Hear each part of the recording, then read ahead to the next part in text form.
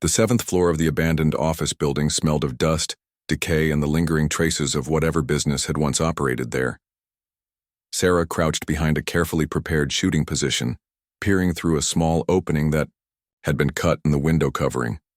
The view across the valley to the target building was crystal clear, despite the heat shimmer that made everything beyond 400 meters dance like a mirage. Rodriguez lay prone beside her, his custom rifle mounted on a bipod, and aimed at the building where their target would appear in less than 30 minutes. The weapon was a work of art, a precision-built platform that could put bullets exactly where they were aimed, assuming the shooter could read environmental conditions correctly and make the right calculations. "Wind is holding steady from the southwest at 14 miles per hour, Sarah whispered into her headset microphone. "Thermal activity is strong but consistent. I'm seeing a definite pattern every 3 to 4 minutes, where the heat shimmer calms down for about 20 seconds. Thompson's voice crackled in her earpiece from his overwatch position 1 floor above. "Copy that. Target building is under surveillance. No sign of our subject yet, but local security appears normal." Sarah had been observing environmental conditions for the past 2 hours, and she was beginning to understand the rhythm of the urban wind patterns. The buildings created a complex system of air currents, but there was an underlying predictability to it. Hot air rose from the sun-baked streets and rooftops, creating thermals that peaked and subsided in regular cycles. "I've got movement in the target building," Jackson reported from his surveillance position. "Second floor, northwest corner. Could be advanced security for the meeting." Sarah adjusted her binoculars and studied the building where al-Rashid would soon appear. The intelligence briefings had been precise about his habits. He always arrived exactly on time, always used the same entrance, and always conducted meetings in the same third-floor conference room. It was that predictability that had made this mission possible. "Thermal shift coming up in about 90 seconds, Sarah reported, watching the heat patterns through her optics. "Wind is going to calm down for approximately 20 seconds when it hits."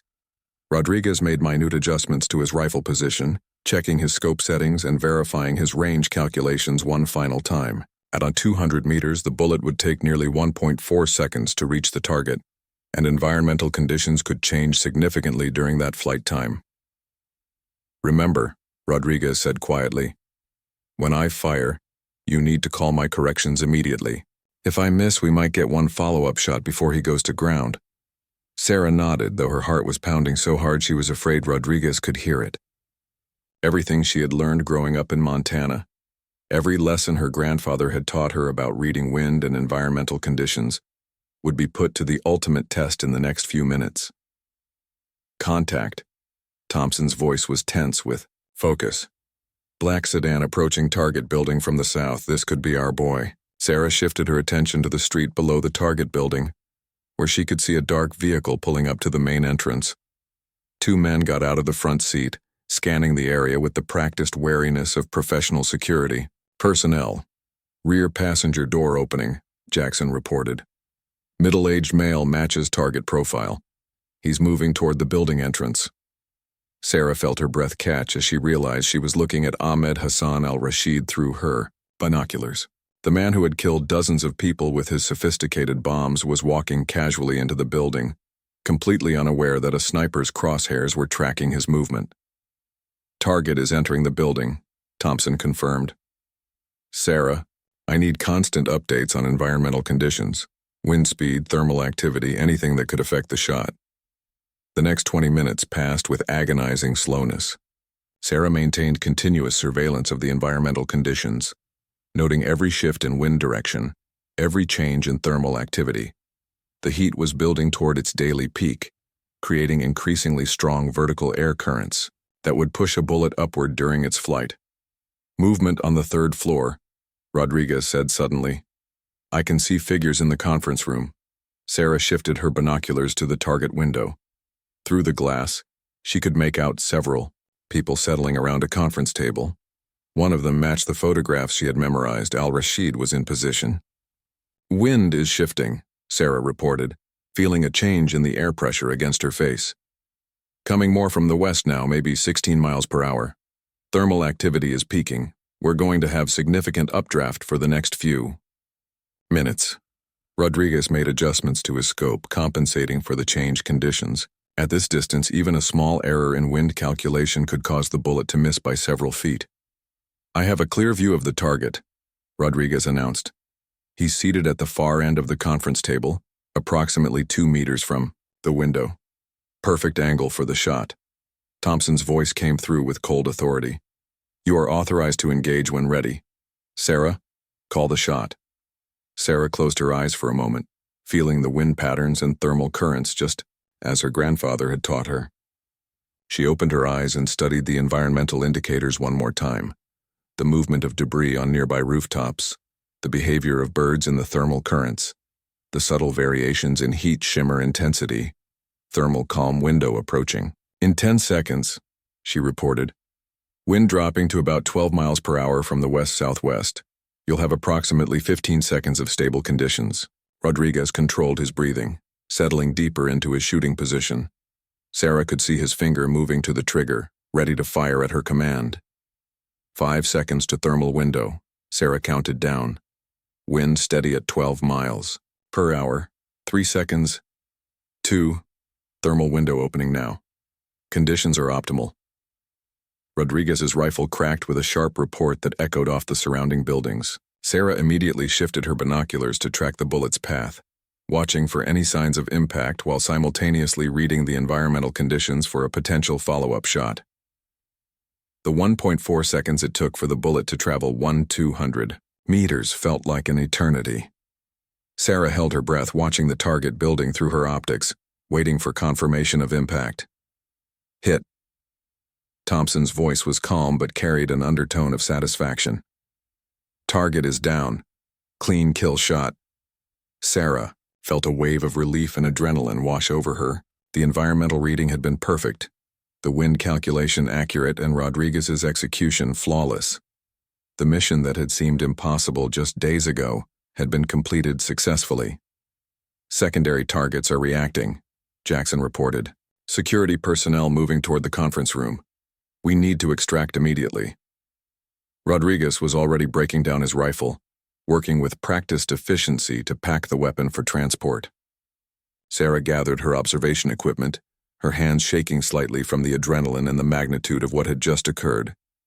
"Extraction route Alpha," Thompson commanded. "Move to vehicles in 3 minutes. Sarah, outstanding work on environmental reading." As they prepared to leave the shooting position, Sarah took one last look across the valley toward the target building. Emergency vehicles were already approaching, their sirens wailing through the desert air. Somewhere in that building, a terrorist who had killed dozens of innocent people would never build another bomb. The descent through the abandoned office building was swift and silent. The SEAL team moved with the fluid coordination of professionals who had executed countless similar operations. Sarah followed Rodriguez closely, trying to match his careful, quiet movement through the debris-filled stairwells. The extraction vehicles were waiting exactly where they were supposed to be, engines running and ready for immediate departure. Sarah climbed into the same SUV she had arrived in, settling into the seat as Rodriguez took the driver's position. Phase 1 complete. Thompson's voice came through the radio as their convoy began moving through the city streets. "All personnel accounted for, mission successful. Proceeding to extraction point." Sarah watched the city pass by through tinted windows, still processing what had just happened. 3 days ago, she had been a range assistant picking up brass, casings, and setting targets. Now she had just played a crucial role in eliminating a high-value terrorist target. "How do you feel?" Rodriguez asked as they navigated through increasingly sparse traffic toward the outskirts of the city. Sarah considered the question carefully. "Different," she said finally. "Like something fundamental has changed, but I'm not sure what exactly." Rodriguez nodded. "That's normal. Your first combat operation changes you even when you're not the one pulling the trigger. You just helped save lives that would have been lost to his next bomb. That matters." The extraction point was an isolated airfield outside the city, where a different aircraft waited to take them back to friendly territory. As they approached the aircraft, Sarah realized that her life had reached a turning point. Whatever happened next, she could never go back to being just a range assistant who blended into the background. Thompson approached her as they prepared to board the aircraft. The mission was successful because of your... 6 months after the mission in Syria, Sarah stood in the briefing room at a classified facility that officially didn't exist on any government maps. The walls were covered with topographical maps, satellite images, and mission planning documents for operations that would never be discussed in public. She wore the uniform of a civilian contractor, but everyone in the room knew her real value had nothing to do with her official job title. Thompson entered the briefing room carrying a tablet and wearing the satisfied expression of someone who had just received very good news. The SEAL team that had become her extended family over the past months looked up expectantly from their mission planning materials. "Ladies and gentlemen, I have an update on our friend Al-Rashid," Thompson announced.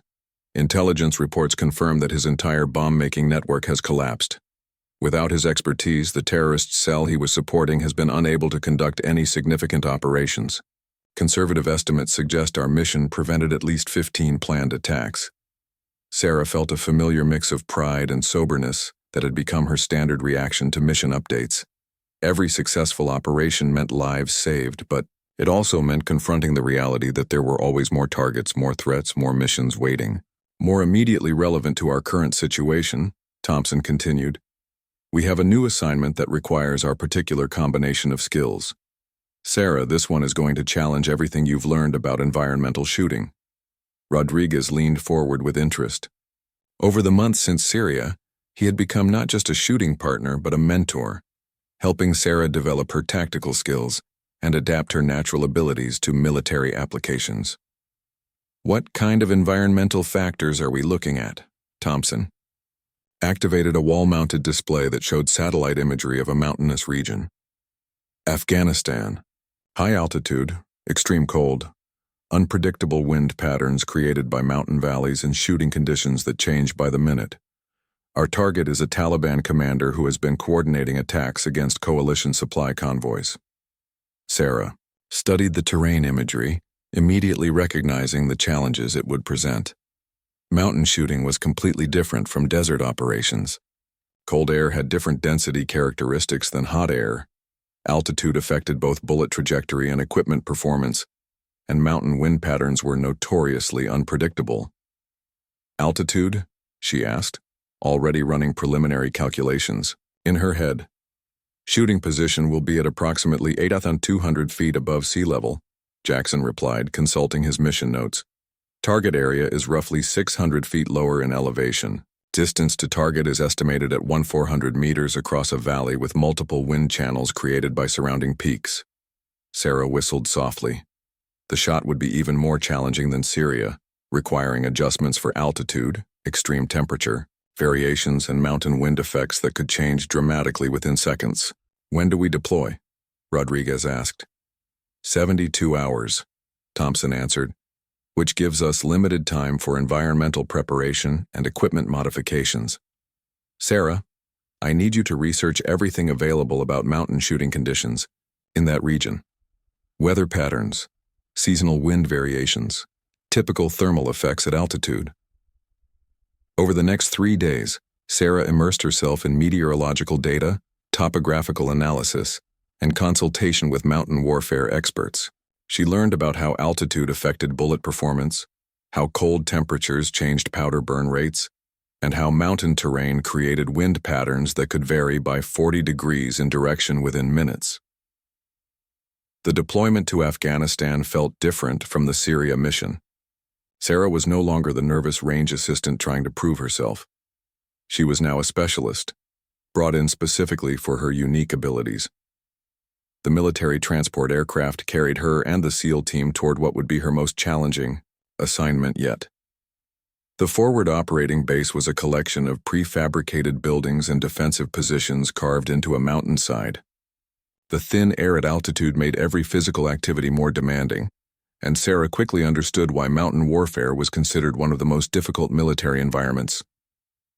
"Target intelligence update," Thompson briefed the team on their first night at the FUB. "Commander Mahmoud Hassan has been confirmed at the suspected location. He's planning a major operation against the supply route that connects 3 forward bases. If successful, his attack could cut off supplies to over 1,500 coalition personnel." The shooting position was a specially constructed hide site on a peak that offered clear sight lines across the valley. Getting there required a 4-hour climb in full equipment, followed by an approach that would position them within striking distance of their target. Sarah had never experienced cold like the mountain environment provided. Even with advanced, cold weather gear, the temperature dropped to levels that made every breath visible and threatened equipment functionality. Her breath fogged her optics, metal components became brittle, and the thin air made every calculation more complex. "Environmental conditions are unlike anything we've encountered," Sarah reported to Rodriguez as they settled into the shooting position before dawn. "Wind is shifting every 2 to 3 minutes. Thermal effects are minimal due to cold temperatures, and the altitude is affecting both bullet trajectory and scope clarity." Rodriguez made careful adjustments to his rifle, compensating for the cold temperatures that would affect powder performance and the altitude that would change bullet flight characteristics. At this elevation, bullets would travel slightly faster and drop less than at sea level, but the effects were difficult to predict precisely. "Target area shows movement," Jackson reported from his observation position. "Multiple personnel around. The suspected meeting location. This could be the beginning of our window." Sarah focused her attention on reading the mountain environment. Unlike the desert, where thermal patterns were predictable, mountain winds seemed to follow no logical pattern. Air currents flowed up valleys, down peaks, and around obstacles in ways that defied conventional meteorological wisdom. "Wind is coming from 3 different directions simultaneously," Sarah reported, frustrated by the complexity of the conditions. "Main flow from the northwest at about 20 miles per hour, but there's a crosswind from the valley and thermal effect from the southern exposure creating conflicting currents." The shot window opened suddenly when their target appeared on a balcony of the building they had been watching. Commander Hassan was clearly visible through their optics, engaged in conversation with several other figures. "I have the target," Rodriguez confirmed. "Range 420 meters, target is stationary but partially concealed by balcony railing." Sarah studied the environmental indicators one more time, noting the behavior of snow being blown off nearby peaks, the movement of small debris in the valley, and the thermal effects created by different surface materials warming in the morning sun. "Multiple wind effects," she reported. "Primary wind northwest at 22 miles per hour, crosswind from valley at 8 to 10 miles per hour, thermal updraft negligible due to cold conditions, bullet flight time approximately 1.6 seconds. Rodriguez made his final adjustments, accounting for the complex wind environment and the extreme range. Sarah watched through her spotting scope, ready to call corrections if a follow-up shot became necessary. "Environmental window is optimal now," Sarah reported. "Wind conditions are as stable as they're going to get." The shot broke clean, and Sarah tracked the bullet's path across the valley. At this distance and in these conditions, even she couldn't predict the exact point of impact. But Rodriguez's calculations and her environmental reading had been as accurate as humanly possible. "Target down," Thompson confirmed from his overwatch position. "Mission successful. Commander Hassan is eliminated." As they prepared for extraction, Sarah reflected on how far she had come from that morning on the range, when Thompson had first asked her to demonstrate her shooting skills. She had found her calling in the most unlikely place, using skills learned on a Montana ranch to contribute to missions that protected lives around the world. The helicopter extraction lifted them off the mountain peak as the sun set behind the surrounding ranges. Sarah looked down at the terrain that had challenged every skill she possessed, knowing that somewhere in the valley below, supply convoys would continue to move safely because of the mission they had just completed. Thompson's voice came through her headset as they flew toward the base. "Outstanding work on environmental reading under impossible conditions. When we get back, I want to discuss your next assignment. There's a situation developing that's going to require every skill you've developed." Sarah smiled, watching the mountain landscape pass beneath them. Whatever challenge waited next, she was ready for it. The range assistant who had once been invisible had found her place in a world where precision, skill, and courage made the difference between life and death. Her grandfather would have been proud. Thompson studied Sarah's face carefully, as if weighing how much he could trust her with classified information. The other SEALs had moved closer, forming a tight circle that effectively blocked their conversation from any potential eavesdroppers, though the range was otherwise empty. "What I'm about to tell you is classified," Thompson began, his voice dropping to a tone that commanded absolute attention. "3 days ago, we received intelligence about a high-value target operating in Syria. He's a bomb maker, responsible for IED attacks that have killed dozens of American soldiers and hundreds of civilians. He's finally surfaced, and we have a narrow window to take him out." Sarah listened intently, her mind racing to understand why this information was being shared with a range assistant. The desert sun seemed to beat down even harder, but she found herself completely focused on Thompson's words. "The problem is the shot," Thompson continued. "Our target will be accessible for exactly 47 minutes during a scheduled meeting. The only feasible shooting position is from a building 2,200 meters away, across a valley with unpredictable wind conditions. The environmental factors are similar to what we're dealing with here in the desert, but more extreme." Rodriguez stepped forward, his expression serious. "We've been training for this shot for 2 weeks. The distance isn't the problem. We can all make shots at 1,200 meters under controlled conditions, but the intelligence reports describe wind conditions that change every few minutes, thermal currents from the surrounding buildings, and a shooting window so narrow that we'll only get one chance." Sarah began to understand why her demonstration had caught their attention. The skills that had seemed so natural to her, reading environmental conditions, adapting to changing wind patterns, making instinctive adjustments for thermal currents, were exactly what this mission required. "The shot has to be perfect," Thompson emphasized. "Miss and he disappears back underground for months, maybe years. Worse, a missed shot could compromise our intelligence network and get our assets killed. We can't afford to fail." Another SEAL, whose name tape read Jackson, pulled out a topographical map and spread it on a nearby table. The map showed an urban area with detailed elevation markers and wind pattern annotations. "This is the target area," Jackson explained, pointing to various locations marked with red ink. "The target building is here, our shooting position is here. The valley between them creates a venturi effect that accelerates wind speeds and creates unpredictable currents. Local weather reports show temperature variations that will cause thermal shifts throughout the day." Sarah studied the map, her mind automatically calculating angles, distances, and environmental factors. The challenge was significant, much more complex than anything she had faced on her grandfather's ranch, but the fundamental principles remained the same. "What's the elevation difference between the shooting position and the target?" she asked, surprising herself with how naturally she slipped into tactical thinking. 47 meters, Thompson replied, "shooting downward at approximately a 3-degree angle." Sarah nodded. Downward shots required different calculations than level shots, something many shooters didn't fully understand. The actual distance the bullet traveled through air was shorter than the measured distance, affecting both trajectory and time of flight. "And the ammunition?" she inquired.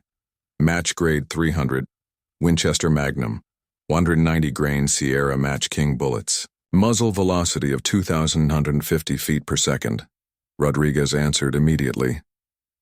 Sarah closed her eyes, running mental calculations.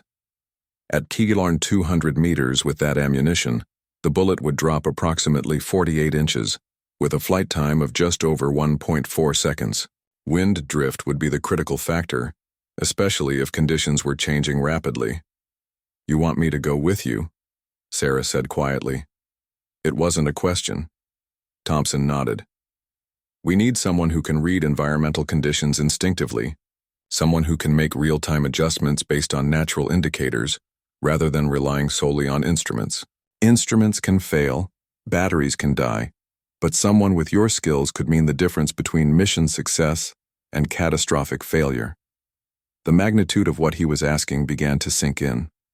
Sarah had never been in combat, never faced a situation where her actions could determine life or death for others. The thought was both terrifying and oddly exhilarating. "I'm not military," she pointed out. "I don't have security clearance, combat training, or any of the qualifications your team would normally require." "True," Thompson acknowledged. But you have something that can't be taught in a classroom or learned from a manual. You have intuitive understanding of environmental shooting conditions. That's worth more than formal qualifications in this situation. Jackson leaned forward. The mission launches tomorrow night. We'd have today to brief you on security protocols, communication procedures, and basic tactical awareness. It's not ideal, but the opportunity to take out this target won't come again. Sarah found herself thinking about her grandfather, about the lessons he had taught her about duty and service. He had volunteered for Vietnam when he could have stayed safely on the ranch. He had faced his fears and done what needed to be done because it was right. What exactly would my role be? She asked spotter and environmental advisor, Thompson explained. You'd be positioned with our sniper, providing real-time analysis of wind conditions, thermal effects, and any other environmental factors that could affect the shot. The final decision and execution would still be ours, but your input could be the critical factor in success. Sarah looked around at the SEAL team, these elite warriors who were essentially asking for her help with one of their most important missions. The irony wasn't lost on her, that a small-town girl working as a range assistant might possess skills that could contribute to a classified military operation. If I agree to this, Sarah said slowly, what happens afterward? I assume I can't exactly put this on my resume or talk about it with friends. Thompson smiled grimly. You'd be bound by the same security agreements that govern all special operations. What happens on this mission stays classified indefinitely. But I can tell you that if you help us succeed, there would be opportunities for you afterward. The military is always looking for people with your skill set. Sarah took a deep breath, tasting the desert air mixed with the lingering smell of gunpowder. She thought about her monotonous job, her tiny apartment, her lack of direction since her grandfather's death. This was certainly not the future she had imagined for herself, but it felt right in a way that nothing else had in years. When do we leave? She asked. Thompson's expression shifted to something that might have been approval. 600 hours tomorrow. Pack light.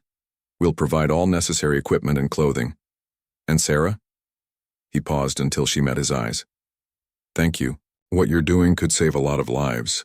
Sarah's heart hammered against her ribs as Thompson's words hung in the desert air. The entire SEAL team had stopped what they were doing, their attention now focused on the range assistant who had just offered shooting advice to some of the most elite marksmen in the world. She could feel their eyes on her, evaluating, judging, waiting to see if she would back down or prove herself. Sir, I couldn't possibly, Sarah began, but Thompson raised a hand to stop her. That wasn't a request, he said, though his tone remained calm. If you're going to critique our shooting, you need to demonstrate that you know what you're talking about. Rodriguez, give her your rifle. The SEAL named Rodriguez hesitated for just a moment before unslinging his precision rifle.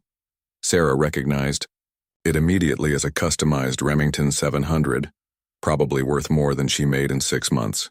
The weapon was immaculately maintained with a high-end scope and bipod that spoke of serious craftsmanship and unlimited military budgets. Sarah's hands trembled slightly as she accepted the rifle. It had been months since she had held anything more sophisticated than the basic range safety weapons, and never something like this. The rifle felt perfectly balanced, its weight distributed exactly as a precision instrument should be. She could smell the faint odor of gun oil and the lingering traces of burned powder from the morning's shooting. Target at 600 meters, Thompson said, pointing to a steel silhouette that shimmered in the heat waves. That's where Rodriguez has been struggling this morning.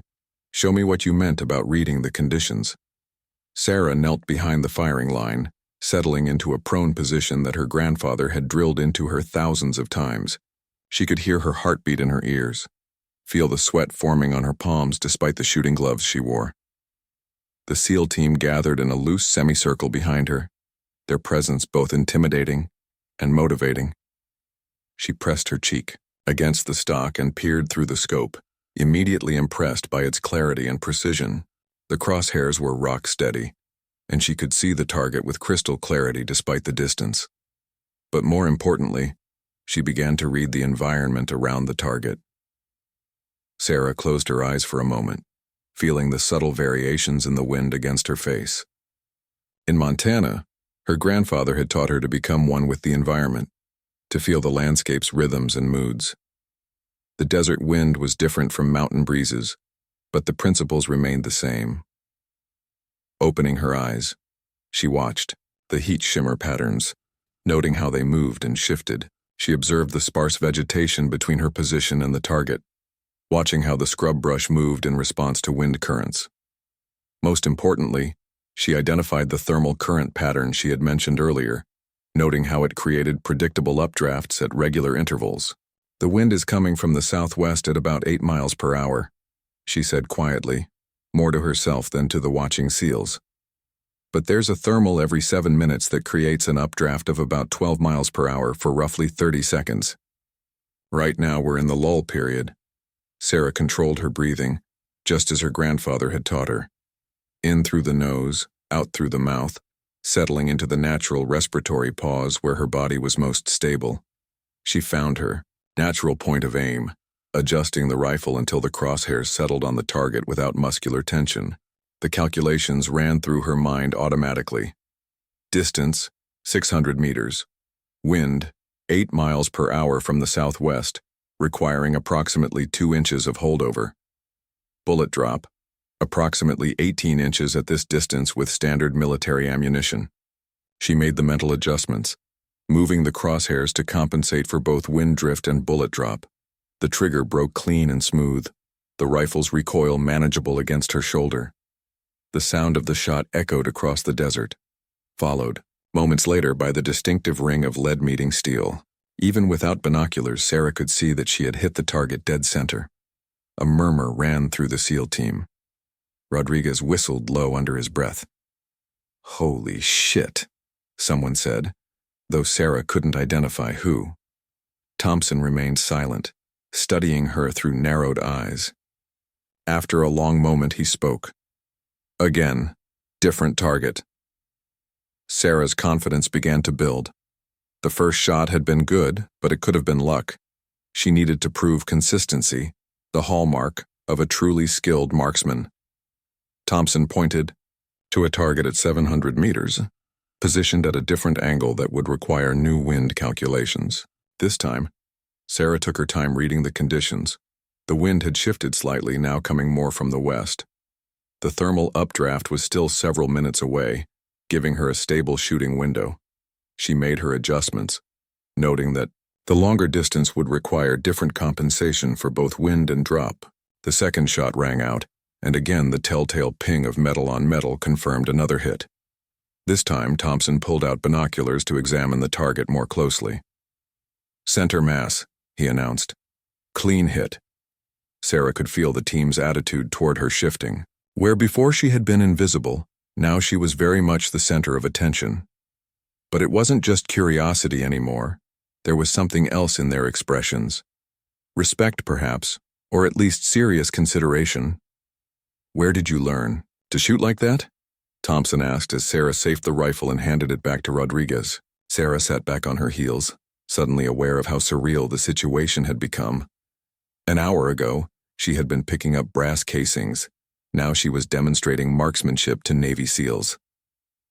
"My grandfather was a Marine sniper in Vietnam," she explained. "After the war, he bought a ranch in Montana. Predators were a constant problem. Wolves, coyotes, sometimes bears threatening the livestock.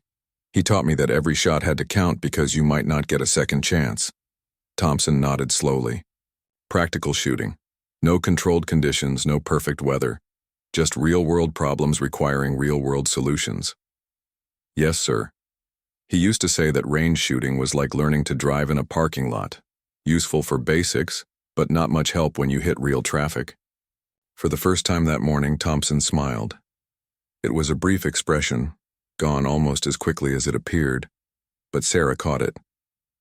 "Your grandfather sounds like a wise man." "He was," Sarah said quietly. "He died 3 years ago. Cancer." The conversation was interrupted by one of the other SEALs approaching with a tablet. "Sir, we've got the rest of the morning's schedule to consider. The long-range assessment needs to be completed before 1400 hours. Thompson glanced at the tablet, then back at Sarah. She could see him weighing options, making the kind of rapid tactical decision that probably served him well in combat situations. Mitchell, isn't it? He said, reading her name tape. Yes, sir. Sarah Mitchell. Sarah, how would you like to help us with something? We have a situation that requires some specialized skills, and based on what I just saw, you might be exactly what we need. Sarah felt her pulse quicken. What kind of situation, sir? Sarah Mitchell wiped the sweat from her forehead as she adjusted the target stand for the 100th time that morning. The desert sun beat down mercilessly on the military shooting range outside Fort Braxton, turning the sand into waves of heat that made everything shimmer like a mirage. At 24, she had been working as a range assistant for 2 years, a job that paid barely enough to cover her small apartment rent and keep her beat-up Honda running. Most people saw her as just another face in the background, the quiet girl who set up targets, cleaned brass casings, and made sure the range safety protocols were followed. She wore the same faded khaki uniform every day, her brown hair pulled back in a practical ponytail, safety glasses perpetually perched on her nose. To the soldiers who came through for training, she was invisible, just part of the scenery, like the concrete barriers and warning signs. But Sarah had a secret that none of them knew. Growing up on her grandfather's ranch in Montana, she had learned to shoot before she could properly ride a bike. Her grandfather, a Vietnam veteran, had taught her that a rifle was a tool that demanded respect, patience, and precision. While other kids her age were playing video games, Sarah was learning to read wind patterns, calculate bullet drop, and control her breathing to make impossible shots across vast Montana landscapes. When her grandfather passed away and the ranch was sold to pay medical bills, Sarah had drifted from job to job, never quite fitting in anywhere. The range assistant position had seemed like a practical choice. It paid regularly and let her be around firearms, even if she never got to use them. She told herself it was temporary, just until she figured out what to really do with her life. The morning had started like any other. The regular Army unit had finished their qualification rounds early, leaving behind scattered brass and the lingering smell of gunpowder. Sarah was methodically policing the range when she heard the rumble of vehicles approaching. Looking up, she saw 3 black SUVs kicking up dust clouds as they approached the range entrance. The vehicles came to a stop near the range office, and Sarah watched as men in desert camouflage emerged. But these weren't regular soldiers. Even from a distance, she could tell they moved differently, with a fluid, predatory grace that spoke of extensive training and combat experience. Their gear was different too, more advanced and personalized than standard military issue. As they approached the firing line, Sarah caught glimpses of the insignia on their uniforms. Navy SEALs. She had never seen any in person before, but their reputation preceded them.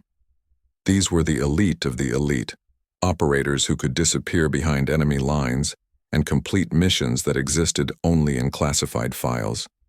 The team leader, a tall man with steel-gray eyes and weathered features, approached the range office. Sarah noticed he carried himself with absolute confidence, the kind that came from surviving situations where hesitation meant death. His name tape read Thompson, and she estimated he was in his mid-30s, though his eyes looked older, carrying the weight of experiences she could only imagine. "Range is cold and clear for your use, sir," Sarah said professionally, stepping forward with the range log. "What type of training will you be conducting today?" Thompson studied her for a moment, his gaze taking in everything from her posture to the way she held the clipboard. "Precision shooting assessment," he replied. "We'll need targets set at various distances from 200 to 800 meters, some stationary, some moving." Sarah nodded, already mentally cataloging what equipment she would need. "I can have everything ready in 20 minutes.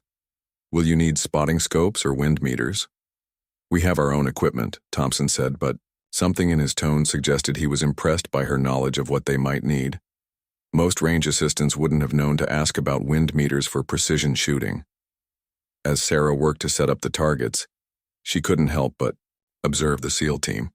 They moved with practiced efficiency, checking their weapons and equipment with the kind of methodical attention to detail that separated professionals from amateurs. Their rifles were custom-built precision instruments, far more advanced than anything she had seen on the range before. The team began their shooting assessment, and Sarah found herself mesmerized by their skill. Even at extreme distances, They consistently hit targets that would challenge most marksmen. But she also noticed something else.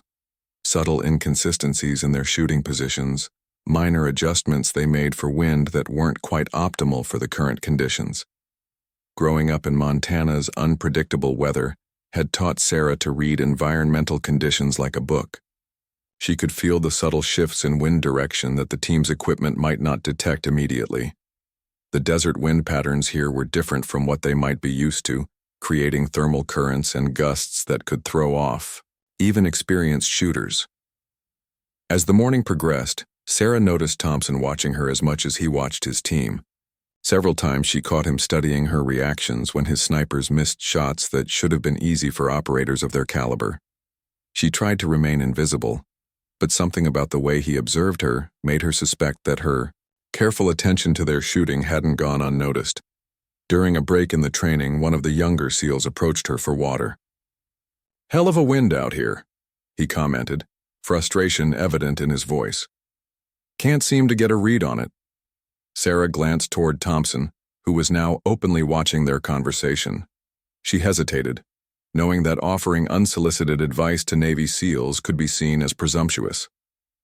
But the competitor in her, the part that had grown up making impossible shots across Montana valleys, couldn't stay silent. "The thermal currents shift about every 7 minutes," she said quietly. "There's a rock formation about 400 meters northwest that creates an updraft. If you time your shots for the lull between thermal shifts and compensate for that updraft, you might find more consistency." The SEAL stared at her for a moment, then looked back at Thompson, who had moved close enough to hear the conversation. The team leader's expression was unreadable, but Sarah caught something in his eyes. Curiosity, perhaps, or calculation. "Interesting observation," Thompson said, stepping forward. "You seem to know something about long-range shooting." Sarah felt her cheeks flush. "I grew up on a ranch. Had to learn to shoot predators at distance to protect livestock." Thompson nodded slowly, his gaze never leaving her face. "Show me." The C-130 transport aircraft hummed steadily through the night sky, carrying Sarah and the SEAL team toward their destination. Sarah sat strapped into the uncomfortable military seating, wearing desert camouflage that still smelled new from the supply depot. The past 18 hours had been a whirlwind of briefings, equipment fittings, and rapid-fire training in basic tactical procedures. Her stomach churned with a mixture of motion sickness and raw nerves. The reality of what she had agreed to do was sinking in with every mile they flew closer to the operational area. This wasn't a training exercise or a demonstration on a controlled range. In less than 12 hours, she would be in a hostile environment where mistakes could get people killed. Thompson sat across from her, reviewing mission documents on a tablet. Even in the dim red lighting of the aircraft's cabin, Sarah could see the intense focus in his eyes. The casual demeanor he had shown at the range was gone, replaced by the cold professionalism of a warrior preparing for combat. "Nervous?" asked Rodriguez, who was seated next to her. He had been assigned as her partner for the mission, responsible for taking the actual shot while she provided environmental guidance. "Terrified," Sarah admitted honestly. "I keep thinking about all the ways I could mess this up." Rodriguez nodded approvingly. "Good. Fear keeps you sharp, keeps you focused. The day you stop being scared in a situation like this is the day you get careless." He pulled out a laminated card with detailed information about their target. "Ahmed Hassan al-Rashid," he said, pointing to a grainy photograph. 43 years old, former chemistry professor turned bomb maker. Intelligence estimates he's responsible for at least 30 IED attacks over the past 2 years. The devices he builds are sophisticated, designed to defeat our latest armor technologies. Sarah studied the photo, trying to reconcile the ordinary-looking man with the destruction he had caused. Al-Rashid looked like someone who might teach at a university or work in a laboratory, not a terrorist who had killed dozens of people. "The meeting we're targeting is with his primary financier," Rodriguez continued. "They only meet in person when major operations are being planned. Our intelligence sources indicate he's preparing for something big, possibly coordinated attacks against multiple coalition bases." The weight of responsibility settled even heavier on Sarah's shoulders. This wasn't just about proving her shooting skills anymore. Real lives hung in the balance, and her ability to read environmental conditions could determine whether those lives were saved or lost. Thompson looked up from his tablet and addressed the team. Final approach in 2 hours. Once we land, we move directly to the safe house and begin final preparations. The shooting position has already been prepared by advance elements, but we'll need to verify equipment and establish communications protocols. He turned specifically to Sarah. Remember, your job is to read the environmental conditions and communicate what you observe. Don't second-guess yourself or overthink the situation. Trust the instincts that served you on that ranch in Montana. The aircraft began its descent, and Sarah felt her ears pop as they lost altitude. Through a small porthole, she could see the lights of a city sprawling across the desert landscape below. Somewhere in that maze of buildings was their target, going about his daily routine with no idea that death was approaching from 200 meters away. The landing was rougher than Sarah had expected, the aircraft touching down on what felt like a very short runway. As the engines wound down, Thompson stood and began issuing rapid orders to his team. Sarah followed Rodriguez toward the aircraft's rear cargo door, her hands shaking slightly as she checked her equipment one final time. The desert air hit them, like a physical force as they exited the aircraft. Even at night, the temperature was oppressive, and Sarah immediately understood why desert warfare was considered one of the most challenging environments for military operations. The heat would affect everything from equipment performance to human endurance. 3 vehicles waited on the tarmac, nondescript SUVs that could blend into local traffic. Sarah climbed into the second vehicle with Rodriguez and Jackson, while Thompson took the lead vehicle with the rest of the team. The convoy moved quickly through darkened streets, following a route that had obviously been planned to avoid main thoroughfares and potential surveillance. The safe house was a modest building in what appeared to be a middle-class neighborhood. From the outside, it looked like any other residence, but Sarah noticed subtle security features, reinforced doors, tinted windows, and sight lines that provided good observation of the surrounding streets. Inside, the house had been converted into a temporary command post. Maps covered the walls. Communication equipment filled one room, and a detailed scale model of the target area occupied a large table in the center of the main room. Sarah was struck by the level of planning and preparation that had gone into this single shot. "Welcome to our home for the next few hours," Thompson said as he led Sarah to the scale model. "This is built from satellite imagery and reconnaissance photos. Every building, every alley, every potential wind obstruction is accurately represented." Sarah studied the model intently. The target building was a 3-story structure in what appeared to be a commercial district. The shooting position was in a taller building across a valley that was filled with smaller structures and narrow streets. She could immediately see how the urban environment would create complex wind patterns and thermal effects. "The shot will be taken from the 7th floor of this building," Rodriguez explained, pointing to their position on the model. "We'll have a clear line of sight, but the bullet will have to travel over 6 city blocks with varying building heights and orientations." Sarah began to visualize the environmental factors. The buildings would create wind channels and eddies, while the different surface materials, concrete, asphalt, metal roofing, would generate varying thermal effects as they heated and cooled. It would be like shooting across a constantly changing landscape of air currents. "What time of day is the meeting scheduled?" she asked. 3:47 hours local time, Thompson replied, "just after the midday heat peak, when thermal activity should be at its most intense." Sarah nodded, making mental notes about how the timing would affect environmental conditions. The afternoon heat would create strong thermal currents, but it would also mean more predictable patterns than the chaotic conditions of early morning or evening. Jackson approached with a weather report. "Local meteorological data shows winds from the southwest at 12 to 15 miles per hour, with gusts up to 22. Temperature will be approximately 104 degrees Fahrenheit at mission time, with high humidity from a weather system moving in from the coast." The humidity concerned Sarah. High moisture content in the air would affect bullet trajectory, especially at long range. It would also create more pronounced mirage effects that could interfere with target identification and range estimation. "We need to move to the shooting position in 4 hours," Thompson announced. That will give us time to set up, verify equipment, and observe environmental conditions before the target arrives. Sarah, I want you to spend the next 2 hours studying every detail of this model.